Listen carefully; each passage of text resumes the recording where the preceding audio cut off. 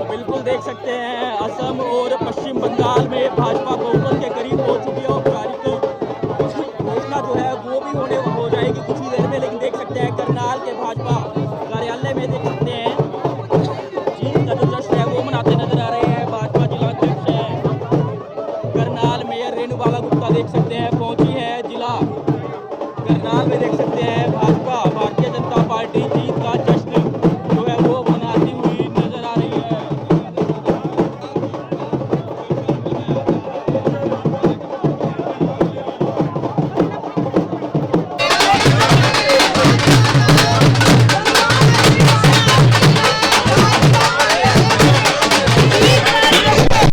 नमस्कार, मैं सौरभ शर्मा और तस्वीरें देख रहे हैं करनाल भाजपा कार्यालय करण कमल की। देख सकते हैं भाजपा की पश्चिम बंगाल में जो सरकार है वो बनती नजर आ रही है। तो वही देख सकते हैं कि करनाल के भाजपा कार्यालय में ढोल बजाकर तमाम जो भाजपाई हैं विजय चिन्ह दिखाते हुए नजर आ रहे हैं। उसके साथ बात करें असम की तो असम में भी बीजेपी की सरकार जो है वो बनती हुई नजर आ रही है।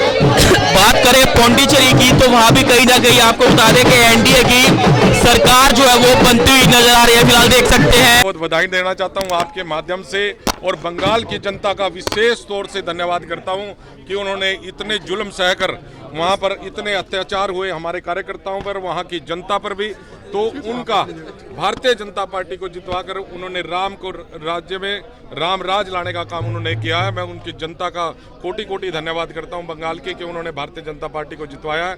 और सभी कार्यकर्ताओं को बहुत बहुत बधाई और आदरणीय प्रधानमंत्री जी का विशेष तौर से धन्यवाद भी करता हूं। उन्होंने जाकर जिस प्रकार से बंगाल में जाकर एक दुकानदार से जब वो बात कर रहे थे तो वहां की जनता को लगा कि बिल्कुल ये हमारे जैसा ही व्यक्ति जो प्रधानमंत्री आज कुर्सी पर बैठा हुआ है वो जुड़ने का काम वहां पर प्रधानमंत्री जी ने किया। और आदरणीय हमारे जो गृह मंत्री अमित शाह जी, जो उनकी भी तपस्या है कि उन्होंने वहां पर जाकर जिस प्रकार पर इतने मंडल मंडल में जाकर बूथ बूथ पर जाकर वहां पर काम किया और उनका परिश्रम हमारे सभी कार्यकर्ता जो आदरणीय हमारे संजय भाटिया जी राज्यसभा सांसद, और विशेष तौर से धन्यवाद देना चाहता हूं हमारे और बधाई भी हमारे राष्ट्रीय अध्यक्ष माननीय नितिन नवीन जी को कि उनके नेतृत्व में जो पहला ही चुनाव था हम 3 राज्यों में अब सरकार बनाने जा रहे हैं। आप सभी को बहुत बहुत बधाई। अपने सभी कार्यकर्ताओं का भी धन्यवाद करता हूँ कि इतनी बड़ी संख्या में यहाँ पर इस खुशी के जश्न में, और आज पूरे देश की जनता में उत्साह है और सभी जगह जहाँ पर भी आप देखो वहाँ पर लड्डू खिलाकर इस खुशी को मनाया जा रहा है। मैं सभी का आपका भी यहाँ पहुँचने पर बहुत बहुत धन्यवाद। क्या कुछ कहेंगे? 3 हाल मूडी का पूरा फायदा मिला।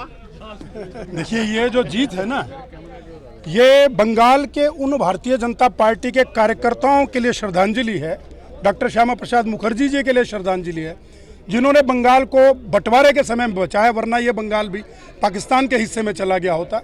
और जो हजारों हजारों भारतीय जनता पार्टी के कार्यकर्ताओं ने बंगाल में अपने प्राणों की आहुति दे करके भाजपा को खड़े रखा था इतने सालों तक, ये उनके लिए सच्ची श्रद्धांजलि है।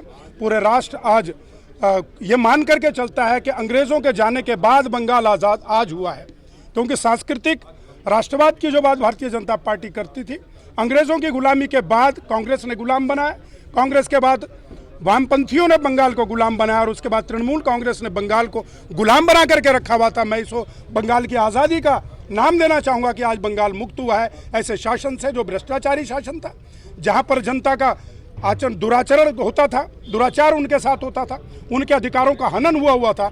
आज निश्चित रूप से बंगाल का एक एक आदमी आज़ाद हुआ है। भारतीय जनता पार्टी के शीर्ष नेतृत्व को, विशेषकर नवनियुक्त हमारे अध्यक्ष जी को बधाई है। और आज माननीय मोदी जी के नेतृत्व में, माननीय अमित शाह जी के मार्गदर्शन में ये बड़ी विजय बंगाल को प्राप्त हुई है। ये देश की, मैं मानता हूँ, सबसे बड़ी विजय है कि एक सांस्कृतिक जो हमारी राजधानी है कलकत्ता, वहाँ से ये विजय शुरू हुई। तो निश्चित रूप से भारत में जो संस्कृति का विकास होना है, जो सांस्कृतिक राष्ट्रवाद की बात भारतीय जनता पार्टी करती है, वो वास्तव में अब होने जा रहा है। मैं हरियाणा प्रदेश के उन दर्जनों कार्यकर्ताओं को बधाई देना चाहूँगा जो माननीय मनोहर लाल जी की बहुत बड़ी रणनीति रही है इस चुनाव में, पर्दे के पीछे बहुत लोगों ने काम किया है। आदरणीय संजय भाटिया जी प्रत्यक्ष रूप से कई महीनों से वहां पर रहे और भारतीय जनता पार्टी के हरियाणा प्रदेश के कार्यकर्ता, विधायक और मंत्री वहां पर लगातार चुनाव प्रचार के लिए गए।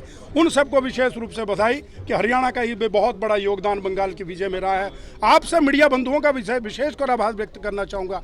आपने बंगाल की जनता को यह एहसास कराया कि गुलामी की जंजीरों को अगर तोड़ना है तो आज के समय में तृणमूल कांग्रेस को उखाड़ करके फेंकना होगा, तभी देश में और तभी बंगाल में आज़ादी आई है। मैं भारतीय जनता पार्टी के पूरे देश के कार्यकर्ताओं को इस जश्न के लिए बधाई देना चाहूँगा।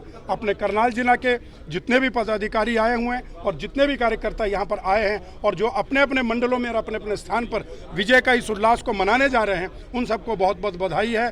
माननीय नायब सिंह सैनी जी को, क्योंकि वो भी बंगाल के चुनाव में गए, वो एक बहुत बड़ा चेहरा है आज देश के सामने, राष्ट्रीय राजनीति में उभर करके आया है कि ऐसा सादा व्यक्ति भी राजनीति में जीवन जी सकता है और राजनीति को पराकाष्ठा तक पहुंचा सकता है। तो पश्चिम बंगाल और असम की अगर बात करें तो कहीं ना कहीं बहुमत के आंकड़े के काफी करीब जो है बीजेपी पहुंच चुकी है और कुछ ही देर में औपचारिक घोषणा जो है वो भी हो जाएगी। फिलहाल आपको बता दें कि करनाल के भाजपा कार्यालय करण कमल में जश्न मनाया जा रहा है। तो बात करें कहीं ना कहीं बंगाल की जीत का, कहीं ना कहीं आपको बता दें कि कई सालों के बाद बीजेपी ने वहां पर सत्ता में जो है हासिल करने जा रही है। तो वहीं आपको बता दें कि उसके अलावा बात करें असम की, तो असम में भी कहीं ना कहीं सत्ता जो है बीजेपी में एक बार फिर से जो है सत्ता में आने वाली है। पौंडीचेरी की बात करें तो पौंडीचेरी में भी कहीं ना कहीं आपको बता दें कि एनडीए जो है अपनी सरकार बनाने जा रही है। तो वहीं बता दें कि 5 राज्यों के आज चुनावी नतीजे जो है वो सामने आ रहे हैं। तो वहीं आपको बता दें कि कहीं ना कहीं पश्चिम बंगाल के नतीजों का काफी इंतजार जरूर था। तो वहीं आपको बता दें कि पश्चिम बंगाल में बीजेपी बहुमत के आंकड़े के कहीं ना कहीं जो है आपको बता दें कि लगभग वो उसे पा चुकी है और कुछ देर में औपचारिक जो घोषणा है वो भी हो जाएगी। तो वहीं अगर केरल की बात करें या फिर तमिलनाडु की बात करें तो वहां के भी जो चुनावी नतीजे हैं वो भी लगभग जो है कुछ ही देर में सामने आ जाएंगे। मैं सौरभ शर्मा, वतन के सिपाही समाचार, करनाल।